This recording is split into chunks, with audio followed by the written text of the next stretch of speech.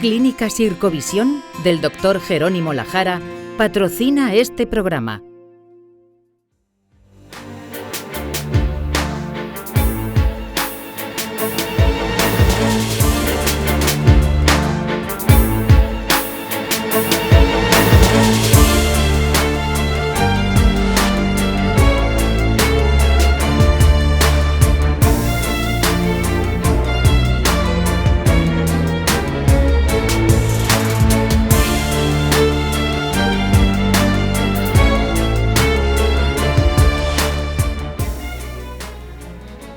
Bienvenido a La Salud en tus manos, un programa que hacemos aquí en Popular Televisión y que también emiten nuestros amigos del grupo Cadena Media. Hoy vamos a hablar de los aneurismas de la aorta torácica y de la aorta abdominal. Podréis pensar que es un tema poco frecuente, sin embargo no es así.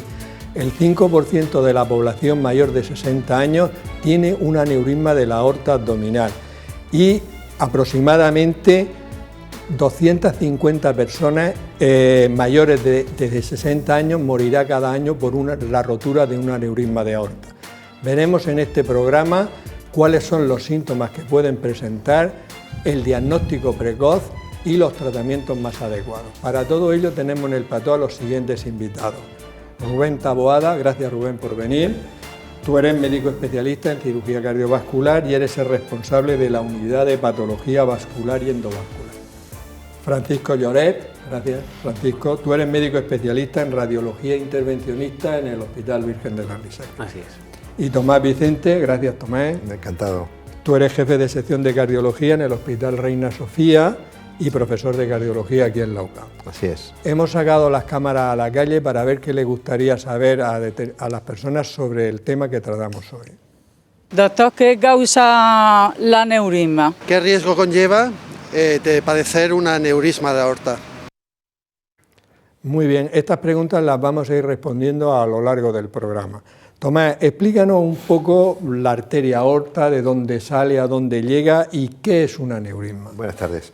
Bueno, pues vamos a hablar por la primera parte de la pregunta, que dónde está la aorta, qué significado tiene en nuestro organismo. Bueno, la aorta es la gran tubería que sale del corazón izquierdo, o sea, el corazón izquierdo recibe toda la sangre llena de oxígeno, la sangre limpia, y el motor, que es el corazón izquierdo, la manda, la expulsa a través de todo el organismo. Y esto lo consigue gracias a una gran tubería que sale en dirección hacia abajo, por lo tanto tiene que tener una porción como una especie de curva o callado, y esta tubería se extiende por todo el tórax, después atraviesa el abdomen, a través del diafragma, y en las extremidades se va dividiendo, ¿no? En cada región pues va a llevar la sangre a los órganos más importantes, desde el estómago, la gastroepipleoquia. En cada situación es como los ríos, cada parte que sale de la aorta recibe un nombre y va destinada a un órgano importante, a todo el organismo, pero las más significativas son las que van al estómago, que en este caso se llama la gastroepipleoquia, pero bueno, pues se puede llamar de otra manera, las que van a los riñones, y ya va avanzando hacia abajo y se divide en dos, que son las ilíacas y las femorales, y irrigan toda la extremidad inferior.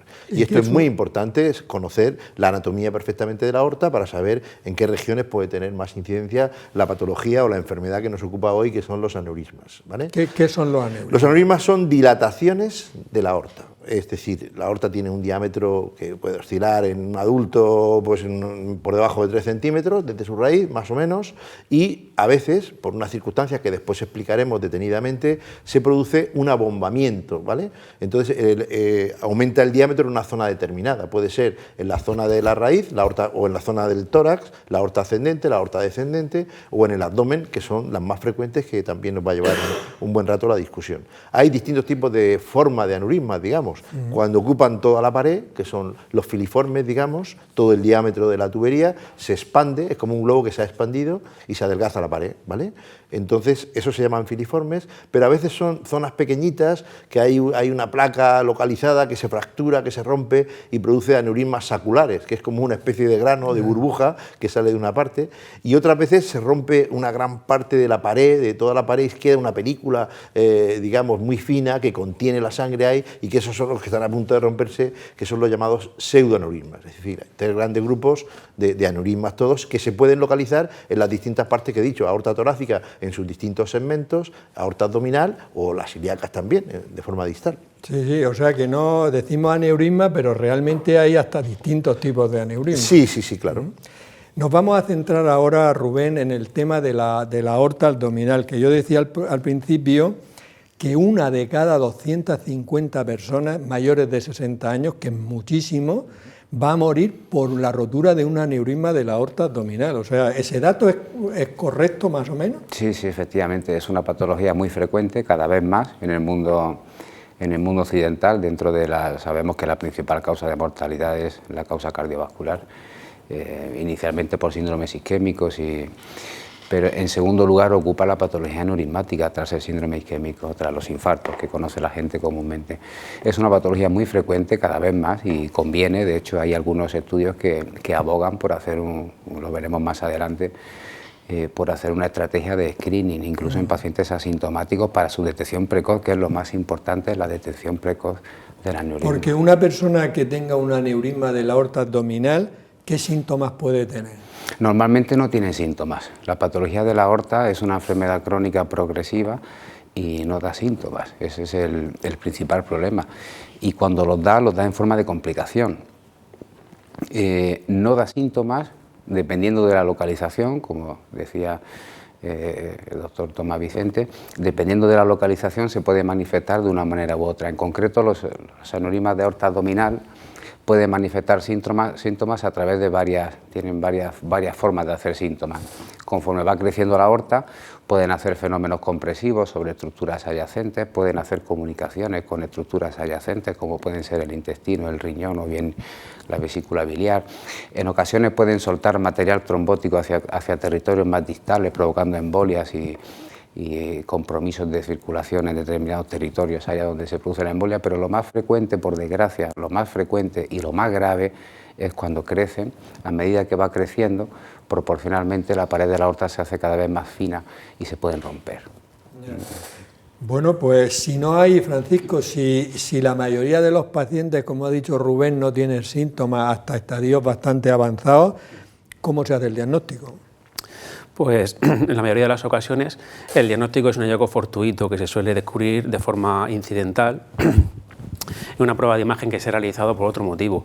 Pues típico paciente que está en estudio porque ha tenido un cólico nefrítico o bien porque tiene piedras en la vesícula y le solicitan una ecografía, y en esa prueba de imagen donde se detecta que tiene la aorta más grande. Generalmente lo que se ve en la ecografía es la aorta abdominal, la torácica no se suele ver con la ecografía, y se puede diagnosticar, por ejemplo, en una radiografía de tórax que se haga por una neumonía o por cualquier otro catarro.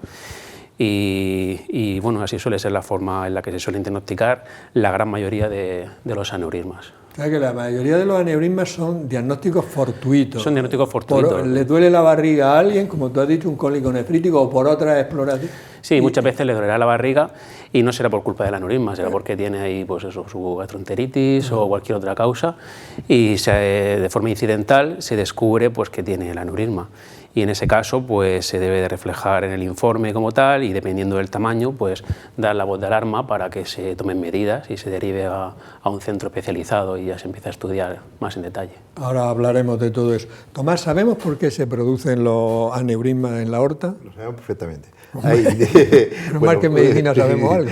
Fundamentalmente son los mismos procesos que producen la conocida como aterosclerosis. Yo siempre pongo el ejemplo pero es que me gusta mucho porque es muy ilustrativo. La aorta, cuando tú naces, cuando eres joven, es como si fuera de caucho, una goma que huele a goma, es flexible, se expande, no está endurecida.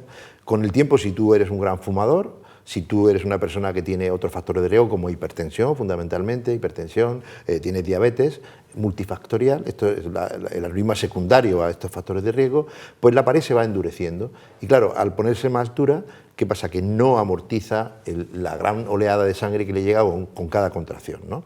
Entonces, en este caso, se va adelgazando la pared y se va dilatando. Y esa es la causa fundamental. Lo que también sabemos es que los aneurismas de aorta abdominal son muy frecuentes porque la aorta va disminuyendo su diámetro a medida que sale del corazón, y en la porción distal, en la porción abdominal, tiene un diámetro menor. por física, en esa zona la tensión de la pared es mayor. Y también sabemos, que nos han dicho los anatomopatólogos en las autopsias, que la anatomía especial de la aorta en esa región tiene menos vasa vasorum, es decir, está menos irrigada la pared de la aorta, curiosamente, lo que la hace más vulnerable. Este mecanismo multifactorial, la predisposición por los factores de riesgo, se endurece la arteria y la localización abdominal tan frecuente, también con una explicación anatómica propiamente dicha. Bueno, está bien que sepamos realmente por qué se producen, porque si sabemos por qué se producen, luego hablaremos, podemos hay otras causas que luego las comentaremos también. Pero y podemos intentar de alguna manera prevenirlo. Claro, esa es la Vamos a ver, Francisco, vamos a imaginarnos que a una persona le han hecho una ecografía abdominal por otro motivo y resulta que tiene un aneurisma. ¿Con eso es suficiente con la ecografía o hay que hacer alguna otra prueba de imagen que nos confirme que tiene el aneurisma? Pues para hacer el diagnóstico de aneurisma, si se ve claro en una ecografía es suficiente, porque ya tienes el diagnóstico hecho. En la ecografía no hay lugar a dudas, se ve y se ve. Otra cosa ya es que luego requiera más estudio, que sí que requerirá en cuanto a los seguimientos que se le van a hacer a ese paciente, y otras pruebas de imagen si se va a estudiar para ofrecerle un tratamiento. Dependiendo del tamaño, el seguimiento será más cercano o más alejado en el tiempo, pero en principio, pues si en la ecografía está claro que lo tiene, no hace falta hacer ninguna otra prueba para confirmarlo, está claro que lo hay. O sea, que la ecografía es suficiente para un diagnóstico, luego ya veremos a la hora del seguimiento y del tratamiento. Si se ve, no hay lugar a dudas. Otra cosa, como he dicho antes, que muchos son hallazgos incidentales, pero también está el motivo diagnóstico, que hay veces que se refiere el paciente al radiólogo, ¿no?, para hacer una ecografía porque se sospecha aneurisma, ¿no?, porque notan una masa pulsátil, el clínico y demás. Entonces, en esos casos, cuando haces la ecografía, si no lo ves porque tiene mucho aire o el paciente está muy obeso, pues estás obligado a referir en el informe que tú no ves ahí la aorta, con lo cual si la sospecha clínica es importante, pues tienes que solicitar otra prueba de imagen para confirmar o descartar el diagnóstico. ¿Por qué es frecuente eso que has comentado de que una persona se toque la barriga y se note algo pulsátil ahí? ¿O? A ver, todos cuando estamos acostados muchas veces te miras y parece que late, ¿no? Sí, por eso digo. Y lo normal es que no tengas nada. Lo normal es que no tengas nada. Se suele palpar. Eso pasa mucho con las chicas jóvenes y los chicos que tienen la pared abdominal con la aorta muy pegada a la pared anterior. Y es que noto el corazón en la barriga. En la barriga. Me comentan, ¿no? No te preocupes, que eso es normal. No pasa nada. Afortunadamente lo notas. Y Rubén, y si una persona, por ejemplo, le han hecho una ecografía y se ha visto que tiene un aneurisma de la aorta abdominal, ¿debemos buscar aneurisma en otras localizaciones? Por desgracia, sí. Digo, por desgracia, las enfermedades arteriales son como las desgracias, ¿no?, como dice el dicho popular, que nunca vienen solas.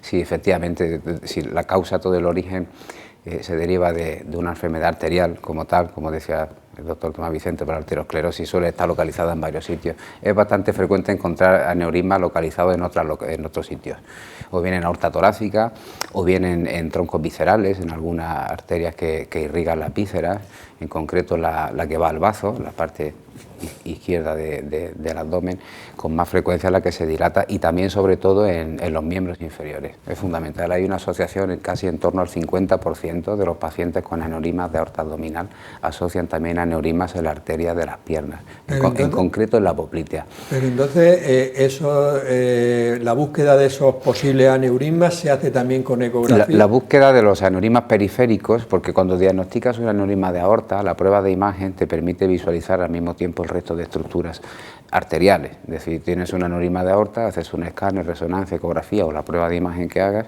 y afortunadamente con la misma rentabilidad ya te lo enseña todo. Hay que buscarlo en otros sitios donde las pruebas esas de imagen no están enfocadas, como son en los miembros inferiores, como digo, las arterias poplíteas en concreto. La arteria poplitea es la arteria que está detrás de la rodilla.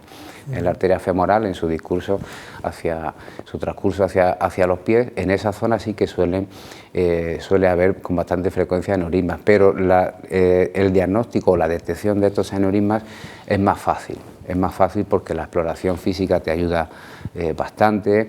Una prueba básica como es una ecografía ya automáticamente te confirma, no necesita estudios invasivos, no necesita estudios con contraste, no necesita grandes pruebas.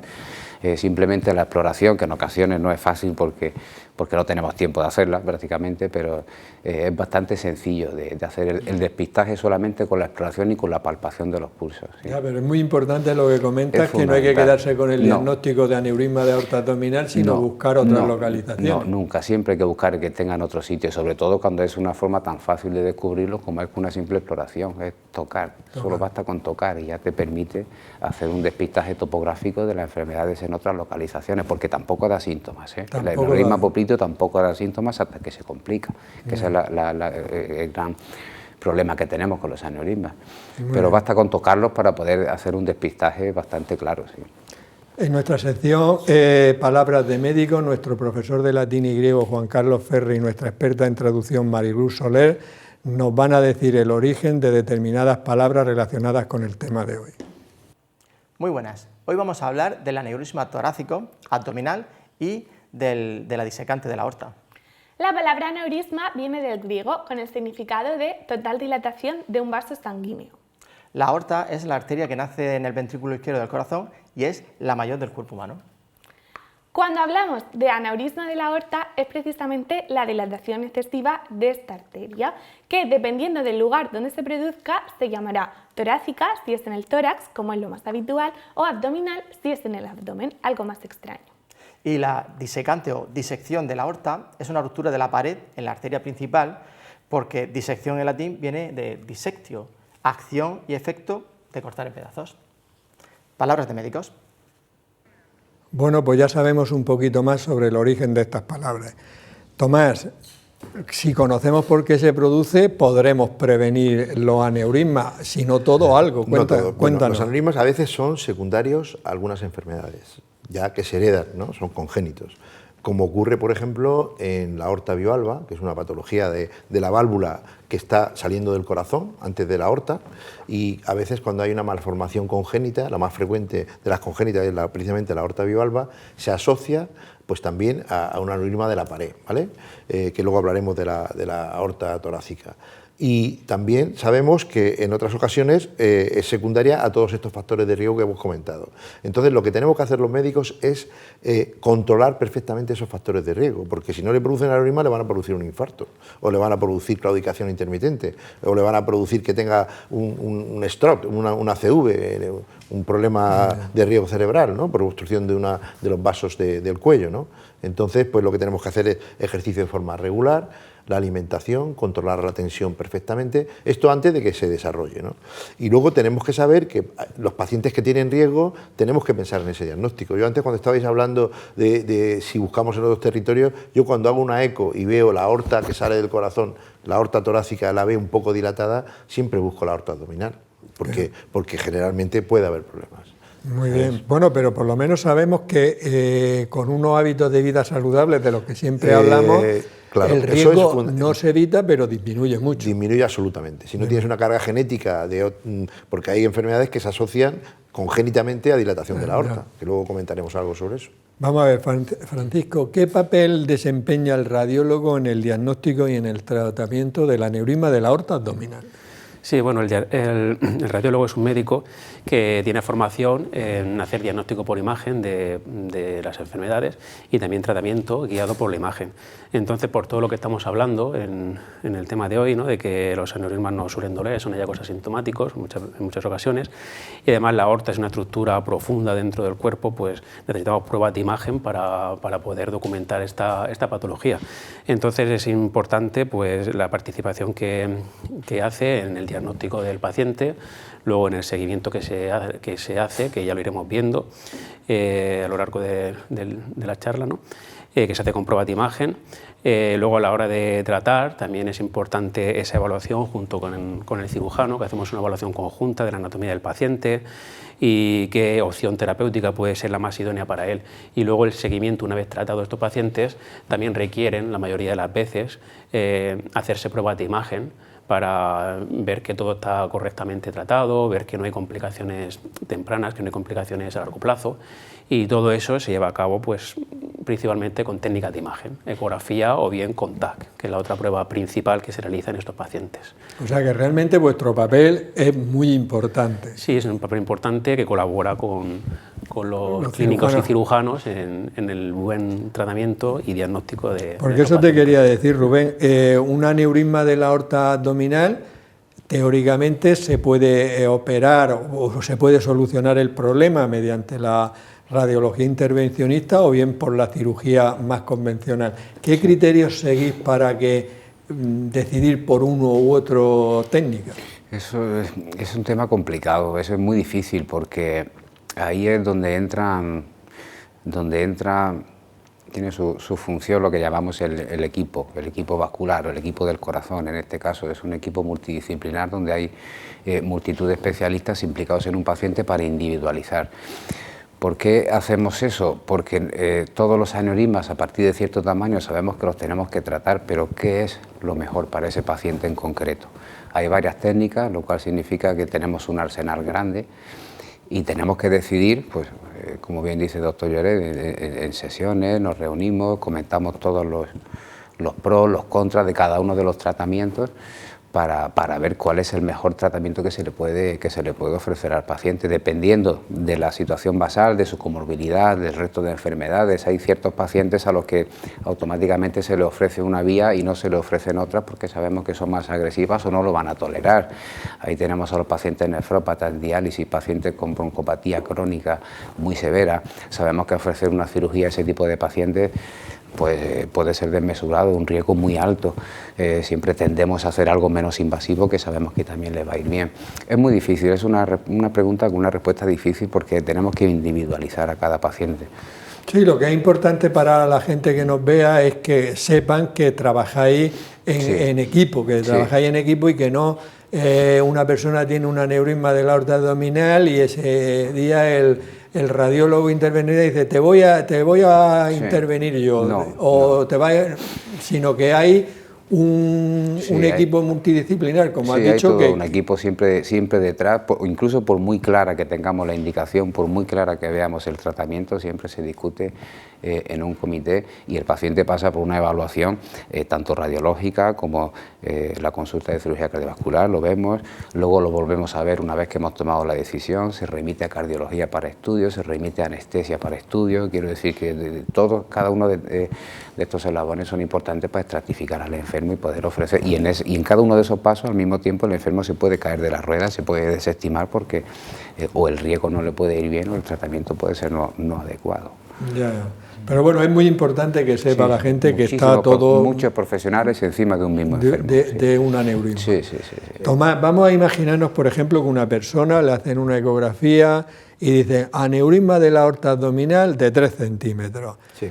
En general, ese aneurisma va a seguir creciendo año tras año e incluso se puede saber la media de crecimiento. Bueno, lo más importante es saber que si no atajamos las causas o no ponemos una barrera muy enérgica a las causas que han producido ese aneurisma o ese inicio de dilatación, digamos, eso va a avanzar muy rápido. Es muy individualizado también, como decía el doctor Taboada. Hay pacientes que si sigues fumando, si sigues con sobrepeso y sobre todo las cifras altas de tensión arterial, porque la tensión arterial es uno de los factores que una vez que se inicia el aneurisma tenemos que controlar por debajo de 120 en todos los casos, porque si no, ese aneurisma va a evolucionar muy rápido. Si ese paciente es hipertenso, sigue con sobrepeso, sigue fumando, posiblemente a lo mejor vemos casos rapidísimos, que en un año han avanzado con criterios ya quirúrgicos. Entonces, ¿cuál es la misión del cardiólogo, del clínico? Explicarle claramente que es una patología grave, severa, pero que podemos contenerla y que podemos además mantenerla durante muchos años. Yo he visto pacientes que se han sensibilizado de su enfermedad, que han dejado de fumar, que han perdido peso, que han hecho ejercicio y les hemos hecho un seguimiento cercano y se ha mantenido durante muchísimos años, incluso gente que no se ha operado. Pero claro, si no corriges, si no te pones un paraguas, al final te mojarás entero y no habrá manera de parar esto. A lo mejor hay personas que te oyen y dicen el ejercicio, pero el ejercicio, ¿qué tipo de ejercicio? Porque a lo mejor si hago mucho ejercicio no es bueno. Digo, hay que aclarárselo. Claro, vamos a ver, la fase de 3 centímetros es una fase todavía, es un aneurisma pequeñito, un poco dilatada la arteria, y hay pues el ejercicio isotónico, que es el ejercicio cardio, paseos largos, mantener tu peso, todo eso va a oxigenar todo el organismo y va a hacer que la aterosclerosis no progrese, porque si no haces ejercicio te va a subir la tensión, vas a engordar, te van a subir los lípidos, vas a tener un control malo del azúcar, todo eso es importantísimo para que eso no avance. Y hay unos fármacos específicos para controlar la tensión que se recomiendan en estos casos. Los antioxidantes son muy importantes, las estatinas también tienen un efecto pleiotrópico que reblandecen en lo que pueden cuando no está muy calcificado el aneurisma y hay placa de grasa en las fases iniciales. Los medicamentos que actúan sobre la pared de la arteria están muy indicados y los hipotensores perfectamente controlan a veces que esto no avance más. Pero ejercicios de esos abdominales fuertes... No, si tienes ya un aneurisma, digamos, en una fase prequirúrgica o preinvasiva, con 4,5 o 4, lo que hay que hacer es un seguimiento muy cercano y a partir de 4,5 plantearse que hay que intervenir. Y ahí, por supuesto, no hay que aumentar la tensión abdominal. Ni siquiera hay que estar palpando todos los días el médico el aneurisma, porque he visto muchos facultativos que llevan a estudiantes, tocarle el aneurisma, llega el chico, el estudiante, novicio en este caso, sin mucha experiencia, y mete los dedos ahí en el aneurisma. Que no es lo mejor. O sea, hay que acariciarlo, el aneurisma hay que acariciarlo y sentirlo cómo se expande, cómo se toca, pero no hay que percutir ni apretarlo, porque eso puede propiciar que en ese momento se pueda romper incluso. Son estadios, en cada estadio hay que llevar un cortejo. Vamos a ver, Francisco, ya ha explicado Rubén que las cosas se discuten en un comité y tal, pero ¿hay un tamaño en el cual sea aconsejable la cirugía o la radiología intervencionista? Sí, en principio el tamaño es en lo que nos basamos para hacer una indicación quirúrgica, tanto el tamaño como la velocidad de crecimiento de ese aneurisma. El tamaño no te da igual para elegir una cirugía o una endoprótesis, no te da igual. Lo importante es que ya tiene indicación de hacer una intervención. Generalmente, en hombres, cuando el aneurisma pasa de los 5,5 centímetros, estaría indicado hacer un tratamiento, bien sea con cirugía convencional o con una endoprótesis.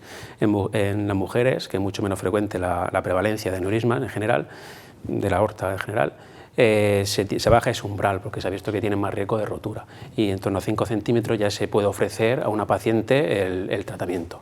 También cuando crecen más de unos 6 milímetros en un año, de ahí para arriba también se puede ofertar un tratamiento, porque vemos que la velocidad de crecimiento es significativa, sobre todo si ya estamos en 4,5 y te plantas en 5,1, pues no vale la pena estar observando más tiempo, porque esos aneurismas, aunque con mucha menor predisposición, también se pueden romper. Se rompen más los mayores, pero los pequeños pues también se pueden romper. Pero entonces, Rubén, no hay un tamaño que digamos, por este tamaño, cirugía convencional. ¿No hay un tamaño o sí lo hay? No, la estrategia de tratamiento, en este caso, que solamente es intervenir sobre la arteria, porque una vez que la arteria se deforma, los aneurismas son dilataciones por definición irreversibles, aunque ya se controlen todos los factores de riesgo, la aorta no vuelve a su sitio, eso está claro, porque se pierde su elasticidad, se queda deformada. La única manera de actuar y de solucionar el problema es atacando la aorta en sí misma. No es el tamaño lo que determina la estrategia. El tamaño determina el nivel al que, el momento, el timing que llamamos, el momento en el que hay que actuar, porque sabemos que se pueden complicar por encima de 50-55 milímetros. Intervenimos a los pacientes por una cosa muy sencilla, no es un tamaño que sea arbitrario ni caprichoso, sino porque cualquier cosa que nosotros le hagamos a la aorta, estamos haciendo daño al enfermo. No hay ningún procedimiento que sea inocuo, ni el intervencionista ni el quirúrgico. Y sabemos que la tasa de complicación de los aneurismas por debajo de 55 milímetros es menor que la tasa de complicación de ese aneurisma si se deja solo. Es decir, por debajo de 55 milímetros es peor el remedio que la enfermedad, ¿no? para que me entienda la gente. Entonces, por eso ponemos ese tamaño, pero ponemos el tamaño para indicar intervención, no vía de abordaje. El abordaje lo trataremos en función del enfermo, de las comorbilidades y de la decisión del comité multidisciplinar, es lo que va a marcar hacia dónde va el enfermo. Lo que sí hay, por lo que he entendido, es que hay un tamaño a partir del cual, que son los 5,5 centímetros, hay que actuar.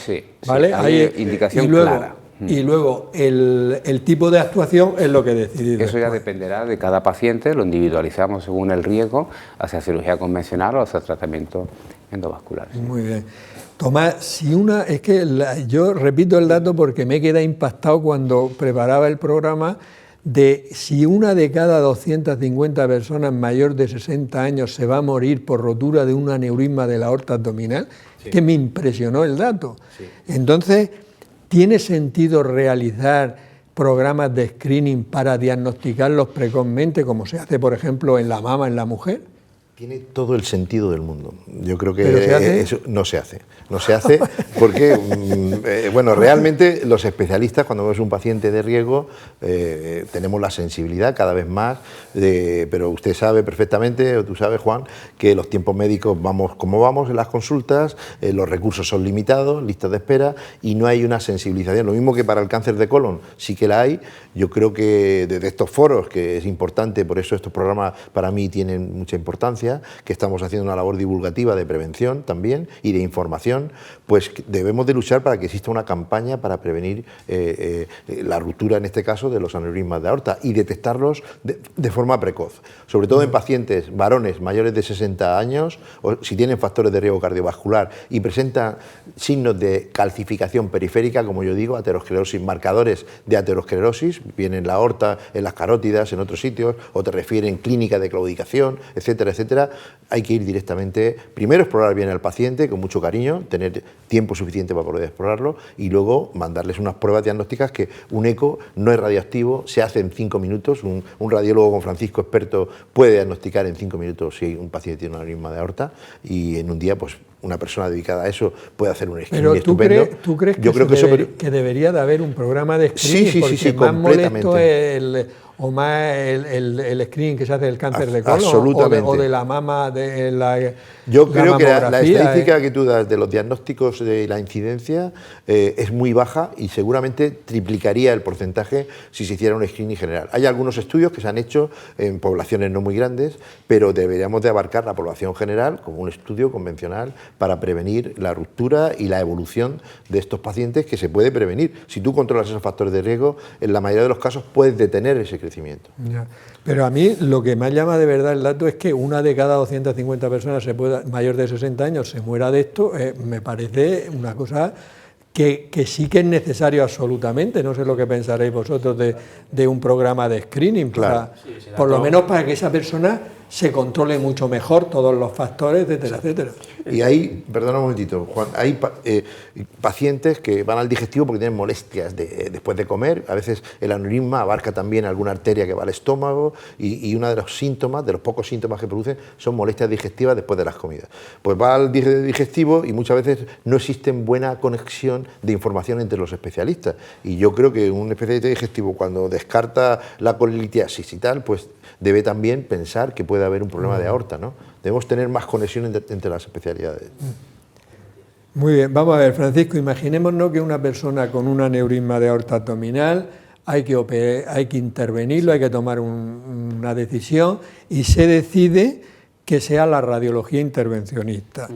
Creo que hacéis lo que se llama una endoprótesis. ¿En qué consiste y cómo se hace? Sí, bueno, el tratamiento del aneurisma de aorta abdominal, como ha dicho el doctor Taboada, pues la vía clásica de cirugía, que es la cirugía de toda la vida, en la que hay que abrir la barriga y llegar hasta la aorta para poder repararla, y la endoprótesis es lo que se refiere al tratamiento percutáneo.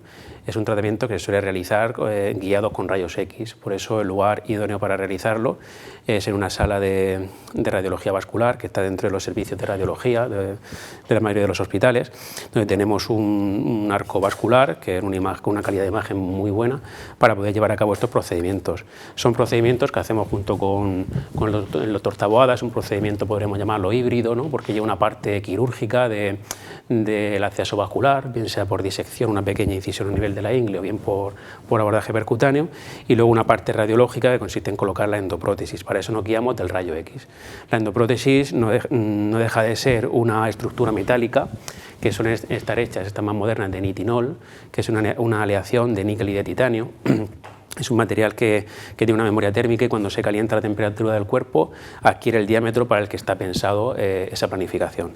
Entonces esta prótesis va metida dentro de un portador, que es un tubo que puede ser como el dedo meñique, que a su vez lleva un recubrimiento hidrofílico que hace que sea muy navegable ese tubo por la arteria, porque eso lo subimos a través de las carreteras y las tuberías para llegar al sitio correcto. El sitio correcto, lo más frecuente en la aorta abdominal, por suerte, es que se localice por debajo de las arterias renales. Y siempre, bueno, lo que evaluamos es la existencia de un cuellecito ahí abajo para poder anclar la prótesis. La prótesis no va cosida, sino que se ancla a la pared, a la parte interna de la pared, porque va sobredimensionada y porque tiene otros mecanismos de fijación. De esta manera lo que estamos colocando es un stent, un hierro, que se bifurca en 2 patas para cada una de las piernas.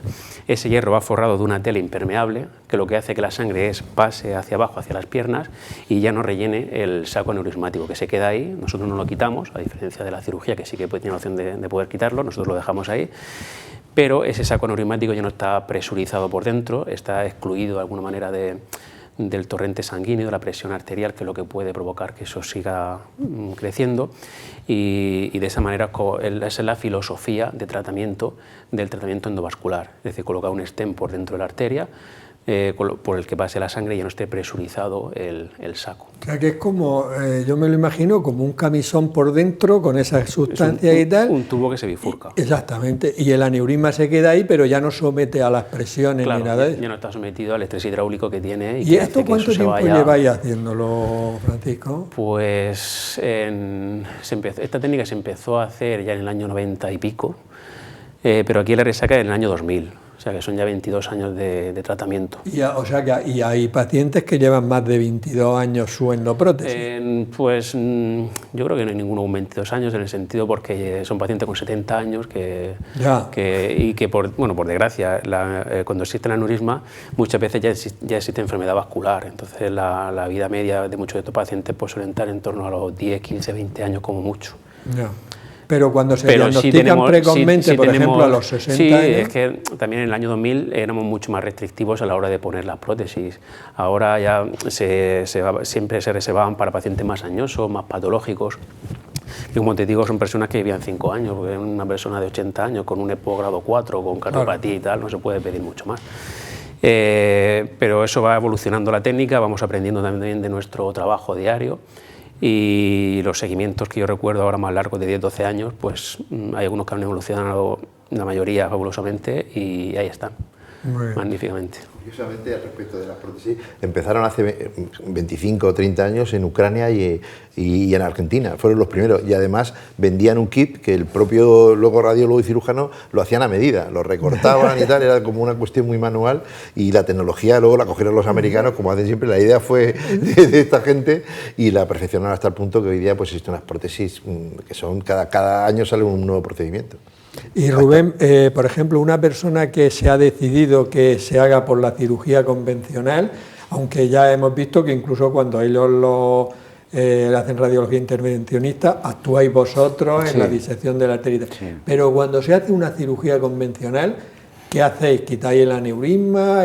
¿Cómo más o menos? Normalmente vamos a localizar la parte que está enferma, la parte que está enferma, la parte que está dilatada, porque enferma, como venimos diciendo, está toda la aorta.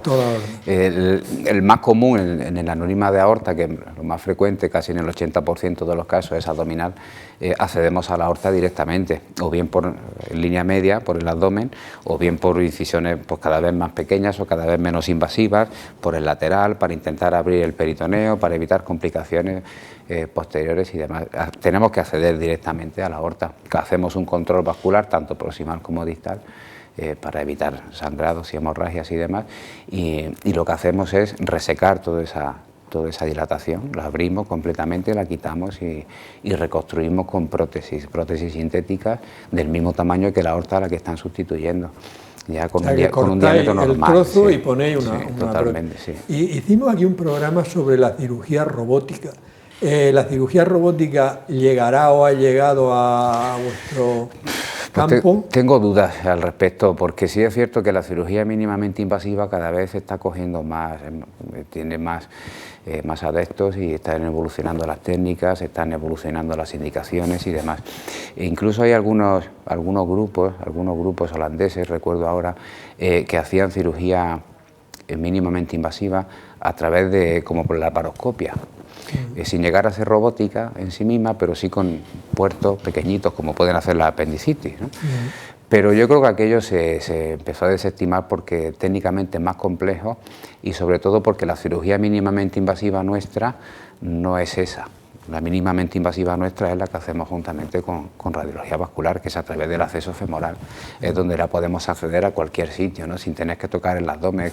Es brutal el avance que estamos teniendo, que puedes tratar cualquier arteria del cuerpo, cualquiera, a través de un abordaje periférico, ya sea de una arteria radial, cuando se tratan los corazones, se hacen los cateterismos y los infartos se solucionan de alguna manera así, o cuando tienes que tratar un aneurisma de aorta, un aneurisma de la arteria hepática, una embolización de un tumor hepático, es decir, a cualquier sitio donde quieras ir, lo menos invasivo es atacarlo desde muy lejos, en este caso de la ingle o de cualquier otra arteria. Y yo creo que el mínimamente invasivo nuestro de patología vascular es ese, más que cirugía robótica y demás, que son técnicamente más complejas y yo creo que puede ir más por ahí. Precisamente hicimos un programa de esto y bueno, para determinadas cirugías sí dicen que va muy bien. Vamos a ver, Tomás, ¿hay alternativas a estos tratamientos que tan maestramente hacen ellos? Yo creo que las alternativas son la tecnología de elegir el mejor abordaje en cada paciente. Yo creo que es un proceso que incluso participa el propio paciente. Se le hablan de las opciones y muchas veces el paciente pues, es el que elige. Yo quiero una endoprótesis porque es más rápida, pero también luego la endoprótesis tiene que pagar un precio que es el seguimiento cercano, radiológicamente hay que hacer un TAC cada año, en fin, tiene otras cuestiones, ¿no? Y alternativamente a eso, cuando el aneurisma tiene ya unas características de tamaño y tiene riesgo de ruptura, ahí no hay ninguna otra alternativa. Hay que poner, a lo mejor, la alternativa es elegir el mejor centro, como tenemos aquí en Murcia, que tienen muchísima experiencia, son muy jóvenes los dos, pero me consta, porque yo les mando muchos pacientes, que tenemos un centro de referencia, los murcianos pueden estar tranquilos y los éxitos son generalmente muy buenos. Dicho esto, las alternativas es evitar, una vez que se diagnostica un aneurisma, con los fármacos adecuados y tener la sensibilidad y el seguimiento cercano de estos pacientes. Controlar, claro, controlar todos los factores de riesgo que existen. Como he dicho, lo más importante y lo que más desencadena el aumento del aneurisma es la hipertensión arterial, una vez que ya está establecido el mismo. Muy bien, por debajo de 12, que te he oído. Sí, eso es lo deseable. Vamos a ver, Francisco, vamos a imaginarnos que una persona se tenía que operar y se ha hecho por una endoprótesis. Como decía Tomás, con este procedimiento hay que hacer un seguimiento.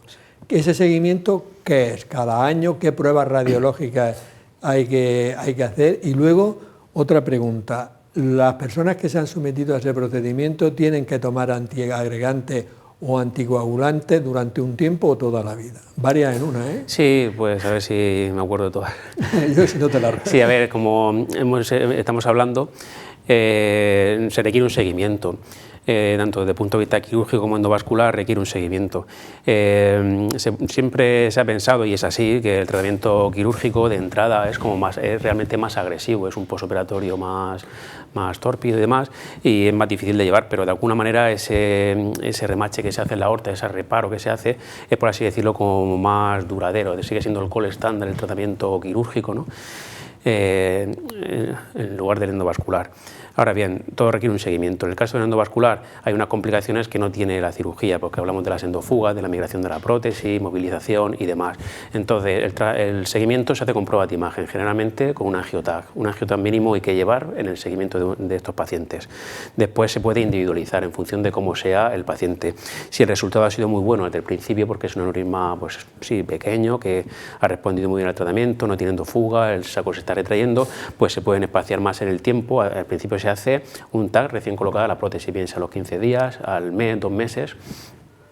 Luego se hace, en función de cómo sea ese resultado, se hace un TAC bien a los 6 meses o al año. Y ya se va siguiendo un TAC anualmente, lo que suelen llevar estos pacientes, un TAC anualmente si no hay complicaciones.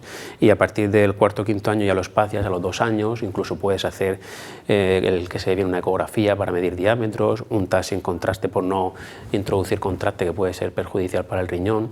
Intentas siempre disminuir la dosis de radiación que se llevan estos pacientes. En fin, es un poco personalizado en función de cómo sea el paciente y cómo haya ido el resultado de la cirugía, el control inmediato. Y en cuanto se requiere tratamiento, por el hecho de llevar una endoprótesis no se requiere un tratamiento anticoagulante, ni mucho menos, ¿no? Ni tan siquiera antiagregante. Sí es verdad que todos estos pacientes tienen una medicación ya pues, para su tensión arterial, para su diabetes, para y sobre todo casi todos llevan antiagregantes, con lo cual, aunque no hay nada demostrado que tengan que llevarlo, un antiagregante sí que suelen llevar la mayoría. Si me preguntas por si tienes que llevarlo, yo ante la duda sí que le coloco un adiro simple que lleva muchos pacientes y que les puede beneficiar como protector del riesgo cardiovascular.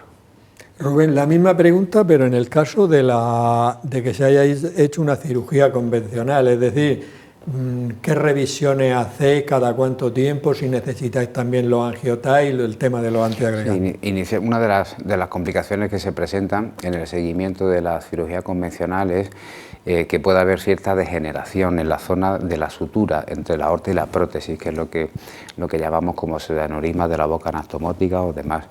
Son complicaciones muy raras y muy infrecuentes que te obligan de alguna manera pues, a llevar también un cierto seguimiento, pero rara vez hacemos un seguimiento, digamos, durante los primeros años, hasta que vemos 1 año, 2 años con angiotac igualmente, que está todo bien y damos el alta. Es la diferencia que hay fundamental, lo que se le explica a los pacientes entre el tratamiento quirúrgico y el tratamiento endovascular, que el tratamiento quirúrgico te va a curar eso. El tratamiento endovascular es algo más paliativo, porque te va a paliar, te va a forrar esa arteria para evitar que se rompa, pero la arteria sigue estando ahí, esa arteria puede seguir dilatando. Por eso a pacientes jóvenes con expectativa de vida alta se les ofrece la cirugía, porque los vas a curar y se van a olvidar en el seguimiento a medio y largo plazo de las revisiones y de los controles. Respecto a la medicación que comentabas antes, pues sí, automáticamente nosotros después de una cirugía mandamos antiagregantes a todos los pacientes, no por llevar una prótesis, sino porque si ya tienes arteriosclerosis, has tenido una complicación que es un aneurisma y te han operado, ya vamos a prevención secundaria. Vale, o sea que en ese caso ya todo antiagregante. En prevención cardiovascular, aunque no tengas nada más y todo el resto de territorio se esté sano, me da igual, pero simplemente por haber hecho una complicación de tu arteriosclerosis, desde el punto de vista cardiovascular los catalogamos como enfermos de alto riesgo en sí mismos en prevención secundaria, no la primaria. Prevención primaria no los mandamos sistemáticamente una vez que se diagnostican, pero ya has tenido una complicación, ya sí hay que mandarlo indefinido junto con otro tipo de medidas, hipolipemiantes, antihipertensivos, etcétera. No, pero creo que habéis dejado muy claro porque la gente de entrada, pienso yo que la mayoría de la gente puede pensar, bueno, es que la cirugía tal, cortar la aorta, y lo otro que parece, no es más sencillo, pero parece como menos intervención. Pero claro, hay una diferencia muy importante. Uno cura la enfermedad cuando va bien y el otro no la cura, pero, o sea, quita los riesgos, sí, pero el seguimiento es distinto. No quitamos el aneurisma, que es lo que decía, ¿no? Claro. Si tú lo quitas ya directamente, ese ya no crece más, que se dilate la aorta en otro sitio, pues puede ser, ¿no? Pero ese no crece más. Sí, pero por eso personas jóvenes y sí, tal... yo pienso que el paciente se tiene que dejar aconsejar, porque al final siempre miramos porque lo que pensamos que es mejor para ese paciente, ¿no? Sí, no, porque por desgracia tenéis trabajo de sobra. El paciente elige, ¿no? Que muchas veces cómo se quiere tratar, pero siempre que esté bien informado de las diferentes opciones. Digamos que la endoprótesis puede ser que necesite pasar más veces por el taller para pequeñas endofugas que se llaman. Aquí no va a haber una fuga de la sangre porque eso es una hemorragia, no hay, pero sí que lo que se llaman endofugas, y es que, como he dicho, la prótesis se queda dentro del saco, pero las arterias lumbares y la mesentérica inferior que siguen estando ahí se rellenan de forma retrógrada, como es la sangre, ¿no? Es un líquido y busca su camino, entonces a través de arterias colaterales sube de tal manera que puede rellenar el saco, y ahí estamos con el tema de las endofugas, que si el saco neurismático no crece y se mantiene estable, que es el objetivo de este tratamiento, que no crezca, pues no hay que hacer nada, pero cuando por desgracia eso crece, pues ya hay que tomar otras medidas invasivas también, que no es de la envergadura de la cirugía inicial, pero que sí que requiere pues una punción arterial para llegar al sitio y taponar lo que es ese goteo continuo que está sufriendo. Es un poquito más rollo en la hora del seguimiento, pero que también es un tratamiento muy eficaz que consigue los objetivos. Claro. Sí, veo que estáis de acuerdo en todo, ¿eh? Cada uno defiende como es normal un poquito, pero bueno, no, pero que hay buena conexión. Lo tenemos muy protocolizado en ese sentido, trabajamos conjuntamente, nos reunimos todas las semanas, nos vemos, como yo les digo, a veces digo, Paco, te veo más que a mi mujer, y tenemos afortunadamente tenemos muy buena relación porque sabemos que el objetivo fundamental es el enfermo, pero cada uno pues maneja su campo, evidentemente, claro. Cada uno es normal. No nos gusta a nadie las complicaciones, ¿no? Entonces intentamos ser muy sensatos con el tema de la indicación, y si realmente se puede, y si no se puede, pues no nos solapamos. Pues no se puede. Ni nos complicamos la existencia, incluso pacientes que, como decía al principio del programa, se han cogido la vía de hacer endovascular, muchas veces a la semana siguiente me dice, oye Rubén, este enfermo no es candidato porque tiene mala anatomía, porque tiene mal cuello, porque tiene lumbares muy grandes, porque se me va a dilatar en el tiempo, es un enfermo que tiene cierta edad, porque también hablar de enfermos jóvenes hoy en día es un poco... ¿dónde estableces el límite de juventud? Tenemos enfermos de 70 y muchos años con una calidad de vida excelente.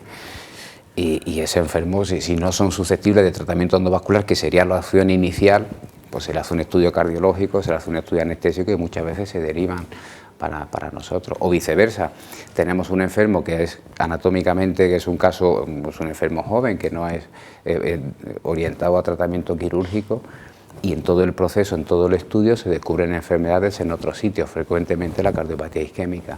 Se tienen que tratar, se tiene que poner intervencionismo sobre el corazón, se tienen que hacer cosas. Y soy yo quien se lo dice, oye Paco, este enfermo no lo puedo operar porque tiene mucho riesgo quirúrgico. Afortunadamente en el hospital nuestro tenemos la suerte de que el servicio de radiología es muy potente y tiene mucha formación y tiene mucha experiencia. Y muy buenos resultados con tratamientos muy complejos, lo cual a nosotros, desde el punto de vista de cirujanos, nos da muchísima tranquilidad, porque sé que el enfermo no se me va a escapar por ningún sitio. Entonces procuramos llevarnos bien. Bueno, ya, no veo que os llevéis bien. De los vídeos que hacemos para nuestro portal de salud Cansalud y dentro de la sección me lo compro, me lo como, no me lo compro, no me lo como, hoy vamos a hablar del Sunny Delight. Sunny Delight, ¿me lo compro y me lo como o no me lo compro y no me lo como? Yo radical, no me lo compro y no me lo bebo, porque mira, si nos fijamos en los ingredientes, es que esto es una cosa increíble. Ahí escondidos están, ¿no? Aquí están escondidos, pero mira, lleva agua, zumo de fruta a partir de concentrado, 5%. Uf. Esto es todo lo que lleva. De ese 5% lleva una parte de naranja, de pomelo rojo, etcétera, etcétera. Luego lleva azúcar, acidulante ácido cítrico, estabilizante, goma arábica y goma de celulosa, aroma natural de naranja, etcétera, etcétera, etcétera. Es decir, esto realmente ni es un zumo de fruta, lleva el 5% de zumo a partir de concentrado. Por tanto, esto es un alimento que además, este es pequeño, pero en los supermercados son grandísimos, o sea, yo no sé si es de litro o de 2 litros, una cosa súper exagerada, ¿no? Y bueno, en la información nutricional pues te encuentras que es un alimento que los 100 mililitros tienen 56 calorías, el que no tiene, tiene 13 calorías, porque tiene 13 calorías, los otros son Julio, y son aportadas por los hidratos de carbono, por los azúcares que lleva, porque también lleva, creo, edulcorantes. O sea, quiero decir que esto es una bebida que bajo ningún concepto deben tomar nadie, y los niños menos. O sea, ya un zumo natural de naranja recién exprimido o comprado, pero de zumo natural, la Organización Mundial de la Salud dice que como máximo tomemos 250 centímetros cúbicos en sustitución de una pieza de fruta, de una ración de fruta, pero esto no es nada, esto es agua con un 5% de concentrado de zumo y luego azúcar y edulcorante y le ponen vitaminas para que parezca, que creo que también le ponen alguna vitamina, pero vamos, no. Vale, para aclarar, no, es que esto es casi imposible. Totalmente. Vale. Bueno, pues ya sabemos que el alimento el Sunny Delight, desde luego no es nada aconsejable. Mucho mejor comerse una naranja, que desde luego nutricionalmente mucho más mejor para la salud. Nos quedan muy poquitos minutos, Tomás. Va a ser muy breve. Muy breve. Mensaje claro. ¿Qué pronóstico tienen los aneurismas de la aorta abdominal? Pronóstico, si llegan a un tamaño y no se tratan, muy malo, infastuo, se van a morir. O sea, un paciente que tenga 5,5 centímetros en la aorta abdominal se le puede romper en cualquier momento. O sea, al año posiblemente la mitad pueden... Salvo que ellos intervengan Claro. Vamos a hablar, del poco tiempo que nos queda, centrarnos en la aorta torácica, porque nos hemos centrado sobre todo en la abdominal. Francisco, ¿qué síntomas puede tener una persona con un aneurisma de aorta torácica? Pues básicamente lo que estamos contando, suelen ser asintomáticos, salvo que provoquen síntomas, sobre todo a nivel torácico pueden provocar síndromes compresivos. A mí se me ocurre que pueda comprimir, pues no sé, el nervio laríngeo recurrente y te ocasione una disfonía, por ejemplo, o que te comprima un bronquio y te ocasione una telectasia del pulmón.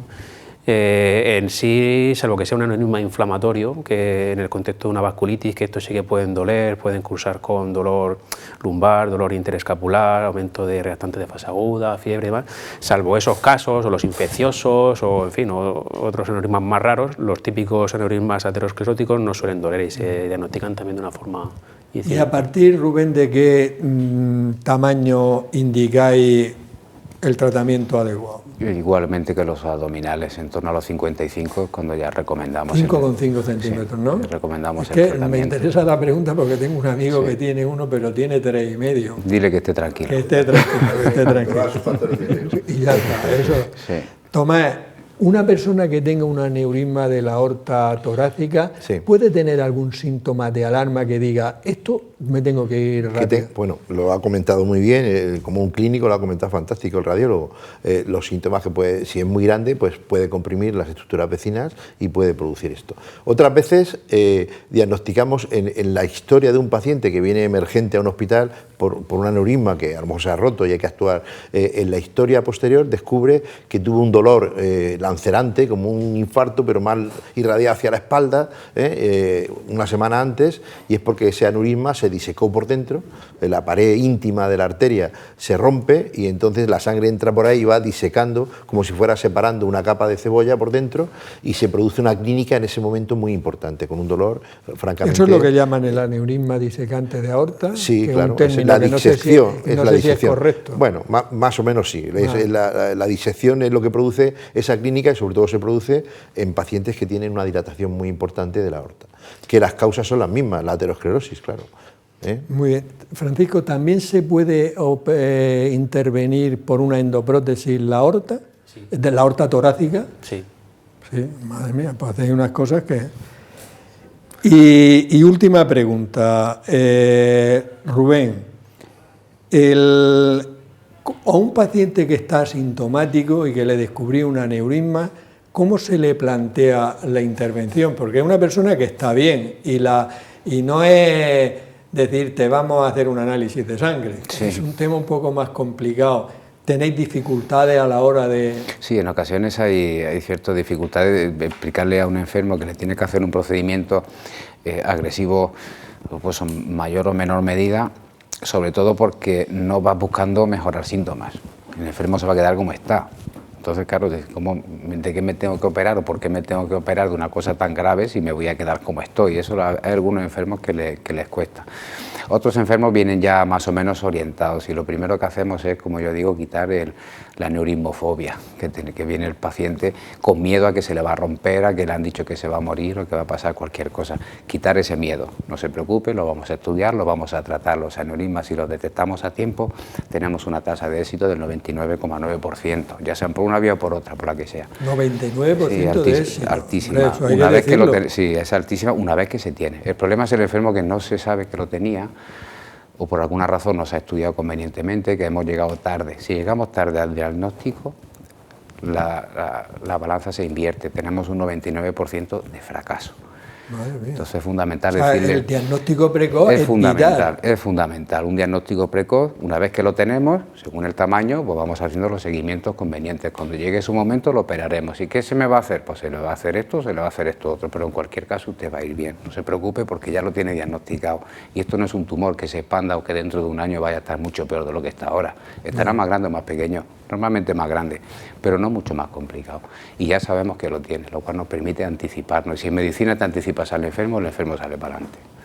Pero los datos que has dado son muy importantes como para que la persona sea consciente. Son datos del equipo, son datos de grupo, no datos de cirugía, sino de cirugía y endovascular y todo. Estamos fuera de tiempo. Tomás, un mensaje. Un mensaje, que en una gente joven, de una familia que haya más de un caso y no tenga tantos factores de riesgo, hay que hacer un screening porque hay otras aneurismas de aorta que son congénitos y se dan en la familia, y vienen en los genes.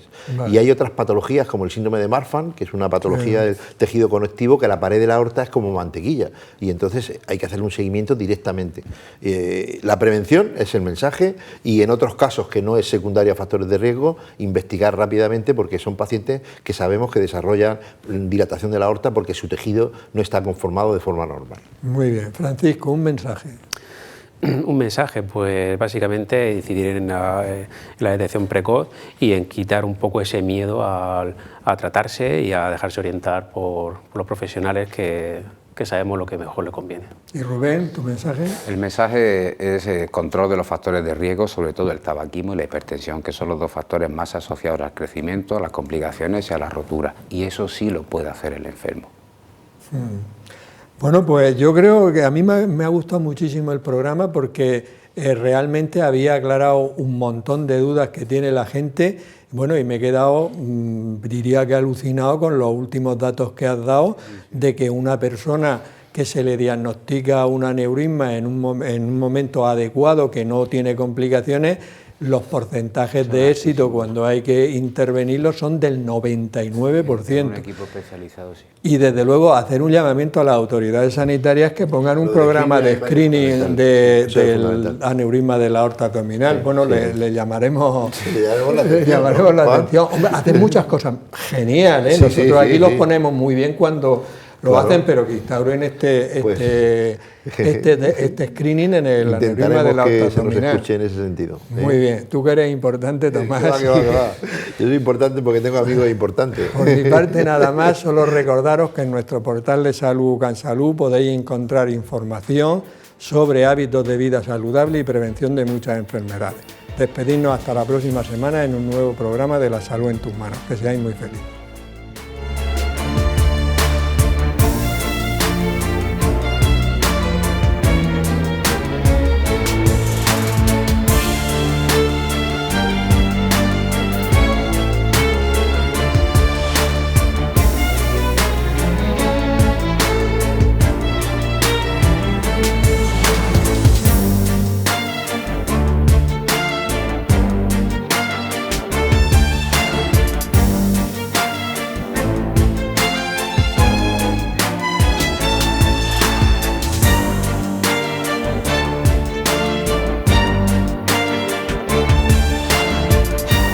Clínica Sircovisión del Dr. Jerónimo Lajara patrocina este programa.